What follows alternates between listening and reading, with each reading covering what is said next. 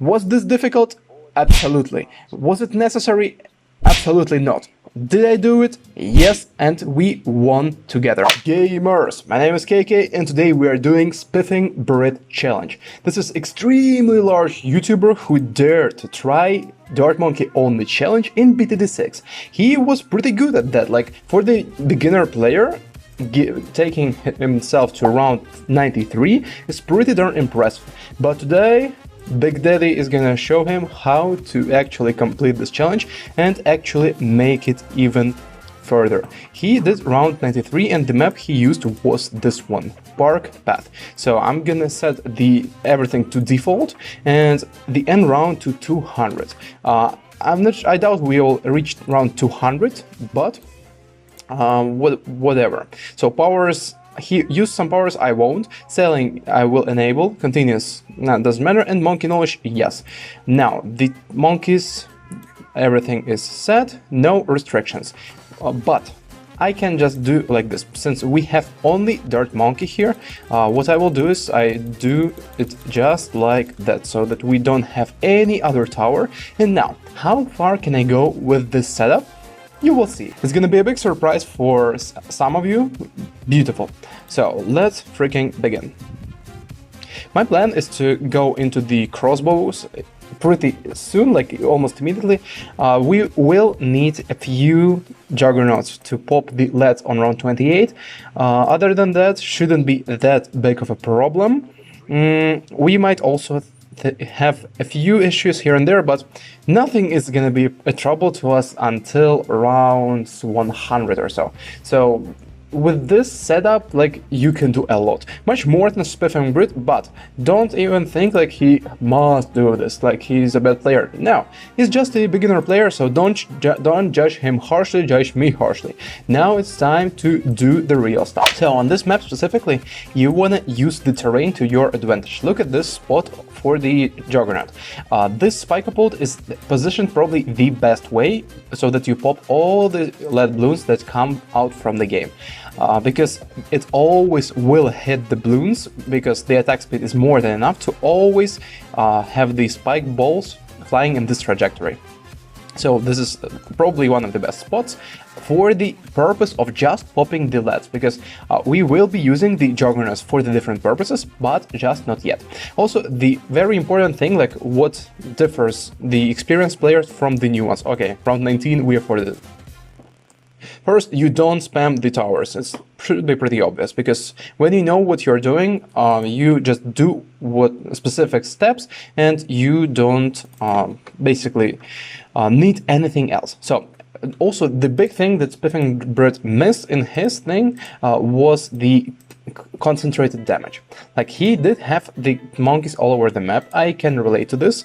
Like, it's very fun. But what you need to realize that in the 90s, you need a lot of focused damage in one tiny, like in one death ball. Like, you should probably have, on this map, you can have death balls over here. You can have death balls in the middle, like in these two lanes, or somewhere in here. Each death ball must have very focused DPS, because otherwise the blimps will just overwhelm you in the 90s. And it's pretty basic stuff, but very, very effective. So even if you like struggle with the late game, just do that death ball strategy and you will be good. Now we afford the first sharpshooter, and it is tier 4. Sharpshooter is a very solid guy. I'm pretty sure he even can solo everything up to round 40, but for the sake of like simplicity and to have the secure defense, we will have 2 of them, so that we can pop Moab much easier, because Juggernaut is not gonna help us with this, of course. Like, the purpose of this Juggernaut is just to pop the lead balloons. And I hope that by round 59 I will be able to save up for the Crossbow Master and we won't struggle with the camel-lets. If we will, I'm gonna change it and you will be notified. And the first Moab is coming. We destroyed the ceramics pretty easily, and pretty simple at that. We have set 8,000 at this point, and now I'm pretty sure we will save up for the Crossbow Master in time, so not gonna be a trouble. By the way, why do you want to use a lot of crossbow guys in this run? Because they have crits. With crits, these guys can one-shot the ceramics, like they are becoming very, very powerful. And also, what monkey knowledge I recommend you to use, like if you want to do dart monkey only. Of course, you want to have the roll spikes and mana shield, but these are more of the convenience upgrades rather than the essentials.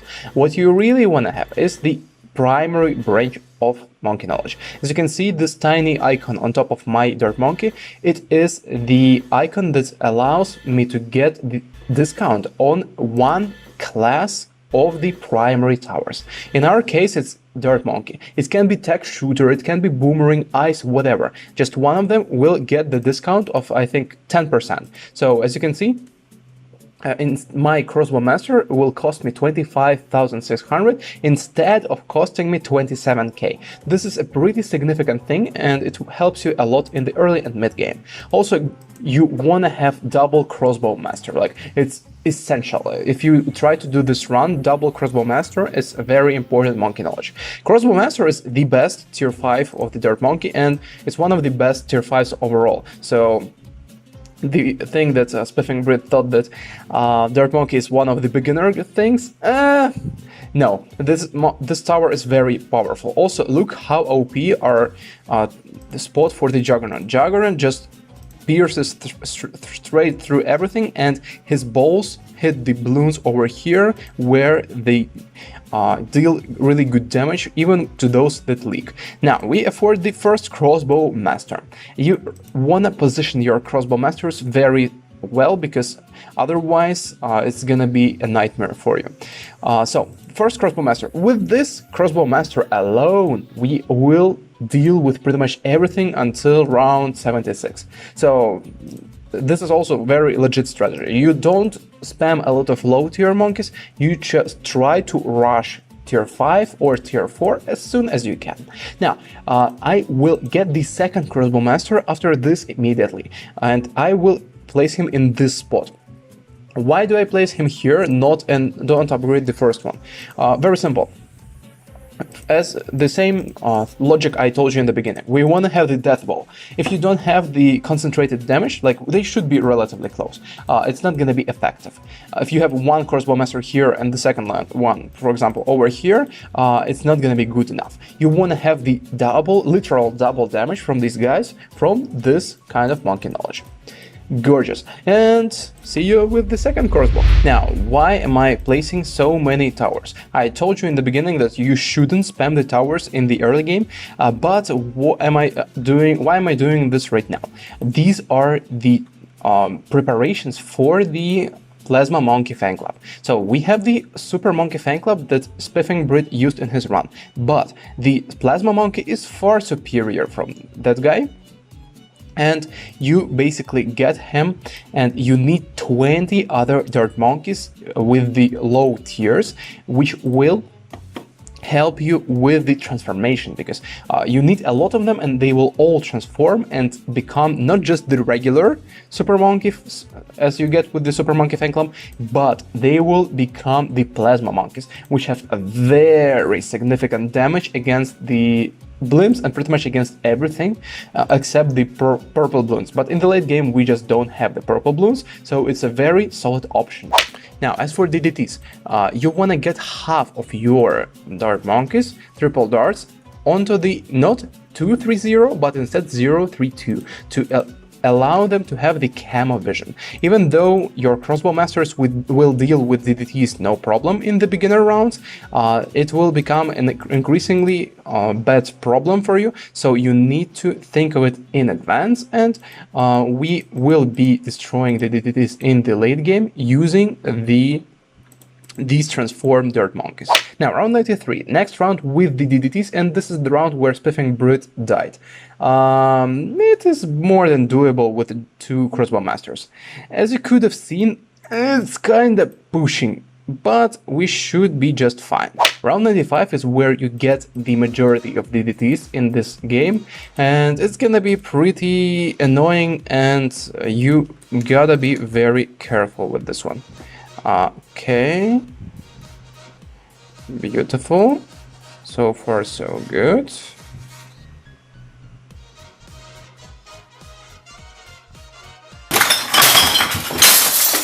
So as you can see, this time I changed the setup slightly because we just don't have enough DPS against the DDTs. If we were allowed to have the village in this run, it would be much different, but since it's Dart Monke only, we are pretty darn handicapped. And the more of the guys you have, the better. And as you can see, they deal with DDTs pretty well, and this is the strategy we will employ to destroy the DDTs in this run. No other good solution for this thing. It's pretty annoying, I'm not gonna lie, but doable, more than doable. And I activate the ability now. Gorgeous. We need to deal very big damage to the blimps in the very early game so that we can get to the round 99 safely and actually have the access to the ability on it, because we are not beating round 99 without the Plasma Monke Fan Club ability. And now it's time to have a bit of luck and pray that we can deal with all of these fortified ceramic balloons. And basically it's just a bit RNG at this stage, because what we need to deal with these guys is the crits. One eternity later. And finally I beat it. Now, around 99, we activate the ability as soon as we see the DDTs, because otherwise we are freaking dead. So, as you can see, Plasma Monke Fan Club has just enough DPS to pop all the fortified DDTs of this round. And now, for the Bat Balloon. Bat has 40,000 HP, so a pretty thick guy. And we pretty much have enough DPS. So, when I activate the Plasma Monke Fan Club, we should be able to overpower the guy without big troubles. And you will see it very shortly. Okay, I popped it, and now I immediately used the ability in order to clean up all the rest of the balloons. Gorgeous. And at this stage it's gonna become more and more messy. The fact that we got past round 100 is a miracle pretty much, and at this stage DDTs are the big problem for us, especially the fortified ones. Like, I'm not that worried about the regular DDTs because Crossbow Masters are equipped to deal with these guys, but what about the fortified ones? They are pretty scary.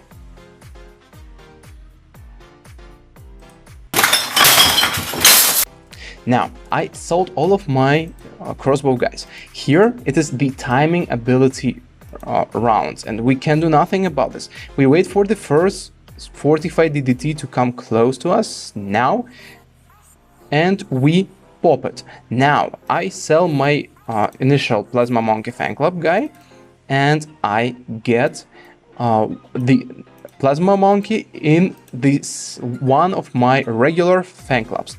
Now I activate it again very soon, right now. Great, and yes. After this, we deal the critical damage to the blimps here, and we still have two of the guys, and I do the remainder of the damage with the regular fan club. Was this difficult? Absolutely. Was it necessary? Absolutely not. Did I do it? Yes, and we won together. Now I will activate my Super Monke Fan Club Plasma guy, and I'm not even sure if we can overpower this. This is quite a lot of mobs. I doubt we can win here, because this is too much fortified Zomigas for us. But we did some fancy micro, and we reached pretty much, I would say, like the closest you can get. Whatever. So, round 103 I think is the healthy limit. Maybe you can squeeze 1 or 2 rounds, but that's it. So, Spiffingbrit, you did pretty darn well. You can go further, but this is quite the limit. Next time you show me the challenges, try to add the Monke village, because with village you can do a lot of stuff with primary monkeys. Like maybe at the spike factory, maybe the farms, because if we had more money it would be much easier. Like try doing something more easier, and you will get yourself to pass round 100 easily. Press the like, guys, subscribe right now, press the notifications, and see ya in the next one.